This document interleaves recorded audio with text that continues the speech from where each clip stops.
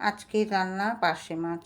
পার্শে মাছ আমি ভালো করে ধুয়ে নুন হলুদ মাখিয়ে নিয়েছি, দেখতেই পাচ্ছেন। আজকে পার্শে মাছ আমি সর্ষে বাটা দিয়ে করব না, আজকের মাছটা করব আমি অন্য মশলা দিয়ে। এদিকে আমি কড়াই চাপিয়ে দিয়েছি, কড়াইতে তেল গরম হয়ে গেছে। একে একে আমি সব মাছ ছেড়ে দেবো। মাছ সব আমি লাল করে ভেজে নেব। আজকের মাছটাতে পাতলা পাতলা করে আমি আলুও দেবো।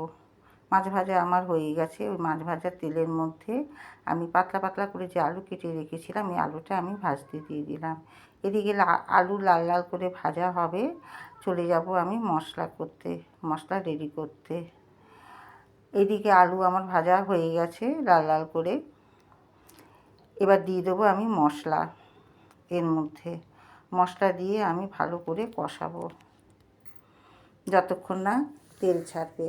আজকে মাছের মশলা ছিল মাঝারি সাইজের একটি পেঁয়াজ, দুটো ছোট ছোট টমেটো, দুটো কাঁচা লঙ্কা, হলুদ পরিমাণ মতো, স্বাদ মতো নুন, আর কালার হওয়ার জন্য দিয়েছি আমি কাশ্মীরি লঙ্কার গুঁড়ো। এই ছিল আজকে আমার মাছের মশলা। বেশ করে মশলাটা দিয়ে আমি কষিয়ে নিলাম।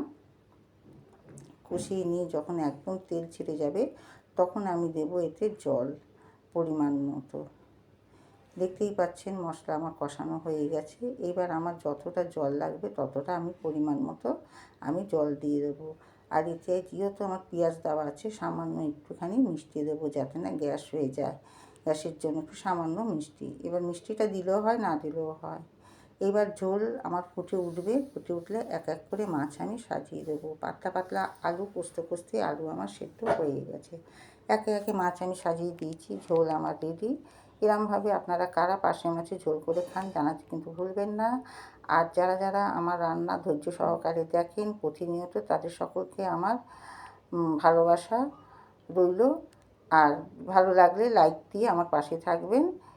আজকের মতো আমার এখানেই সমাপ্ত। আবার আমি আসবো নেক্সট ভিডিওতে নতুন একটা রান্না নিয়ে। টাটা, ভালো থাকবেন, সুস্থ থাকবেন।